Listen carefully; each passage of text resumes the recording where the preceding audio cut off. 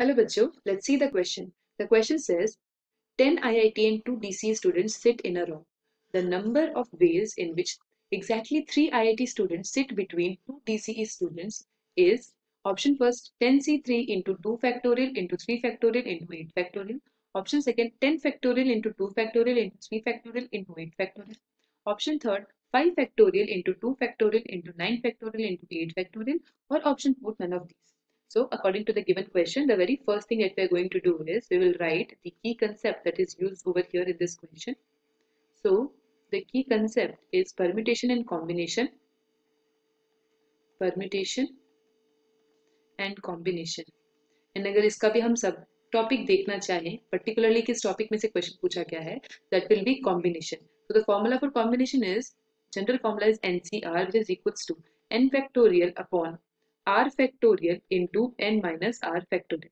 इस तरीके से हम NCR कैलकुलेट करते हैं.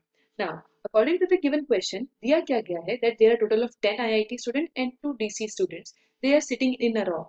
The number of ways in which exactly 3 IIT students sit between 2 DCE students. यानी अरेंजमेंट किस तरीके से होगा, अगर टोटल कितने हो गए 10 plus 2 12 जगह हो गई इन अ रो, ठीक है, 12 seats are there.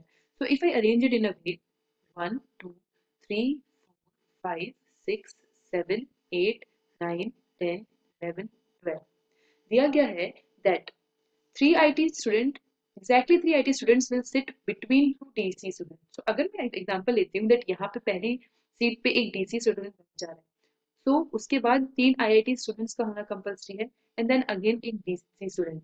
So this will make a group of 5, ठीक है, एंड रेस्ट यहाँ पे भी इसी तरीके से अरेंजमेंट होगी, ठीक है. अब as it is given that there are total 10 IIT students, so we can write over here that the IIT students अगर मुझे कोई भी 3 सिलेक्ट करने हुए, तो नंबर ऑफ वेज क्या होंगे स्टूडेंट्स को सिलेक्ट करने में. IIT students can be selected in how many ways? In 10C3 ways. ठीक है, इतने वेज है इन्हें सिलेक्ट करने के. आउट ऑफ 10 कौन से 3 साथ में बैठेंगे ये. अब देखिए, क्योंकि दिया गया है दैट 2 DCE स्टूडेंट होने चाहिए एंड 3 IIT स्टूडेंट्स उनके बीच में होने चाहिए. So if you want to find out that number of ways this can be arranged, so what we will write, 2 DCE students having 3 IIT students in between can be arranged in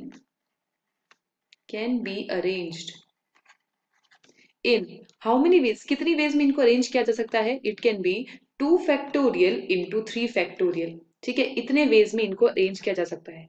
अब देखिए, ये तो हो गया for 10 IIT students, ये हो गया for IIT and जो DC स्टूडेंट्स का अरेंजमेंट. अब देखिए, जब हमारे पास ये ग्रुप बन जा रहा है of 5 having 2 DC students and 3 IIT students, ये जो 5 का ग्रुप हमारा बन गया है, इसके अलावा जो 7 जगह है उनका एंड इन 5 के ग्रुप का किस तरीके से अरेंजमेंट होगा. क्योंकि देखिए, जैसे यहाँ पे मैंने फर्स्ट 5 पोजीशंस पे इनको रखा है, तो ऐसा भी हो सकता है कि यहाँ पे डी हो एंड फिर यहाँ पे 3 पोजीशंस में IIT वाले स्टूडेंट्स हो एंड यहाँ पे डी हो, या फिर ऐसा भी हो सकता है कि यहाँ पे डी हो एंड देन उसके बाद 3 पोजीशंस के बाद यहाँ पे डी हो जाए.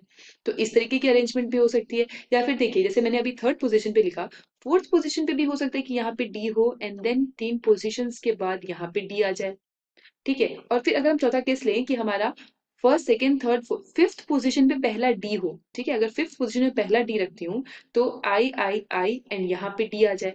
अब इसके बाद में अगर करना चाहूँ तो ये नहीं पॉसिबल हो पाएगा, क्योंकि देखिए, अगर यहाँ तक यहाँ पे प्लेस फिल हो गई, यहाँ से यहाँ तक प्लेस फिल हो जाती है फॉर 5 स्टूडेंट्स, और मुझे भी कोई अरेंजमेंट करनी है, तो देखिए कितने पोजीशंस मेरे पास बच जाते हैं. इट इज 1 2 3, बट हमारे पास ग्रुप कितना है, 5 का ग्रुप है. सो 5 का ग्रुप इन 3 में फुल नहीं हो सकता. सो हाउ मेनी अरेंजमेंट्स कितने पॉसिबल हो पाएंगे, it will be 1 2 3 4 5 6 7 8 arrangements possible हो पाएंगे. यहाँ तक हम अपने ग्रुप्स को एडजस्ट कर पाएंगे कि उसके बाद हमारे पास सिर्फ 4 ही पोजीशन बचेगी एंड 4 पोजीशन में 5 जने फिट नहीं होंगे.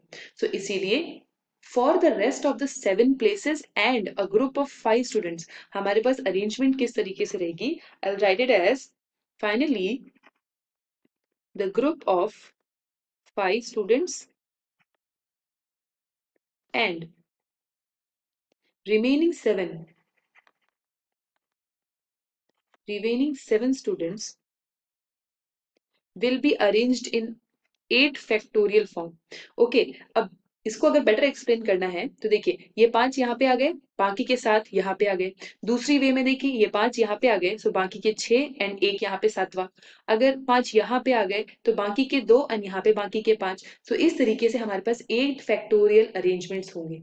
मुझे फाइंड आउट करना है टोटल नंबर ऑफ वेज, तो अब मैं क्या करूंगी, this 10c3 will be multiplied with 2 factorial into 3 factorial and this will be multiplied with 8 factorial. So finally the total number of ways जो मुझे मिलेंगे वो क्या हो जाएगा, total number of ways will be 10c3 into 2 factorial into 3 factorial into 8 factorial and यही मेरा final solution होगा। ठीक है, 10c3 into 2 factorial into 3 factorial into 8 factorial. If I look into the options, my option number first will be the correct answer. Hope you understood it well. Best of luck.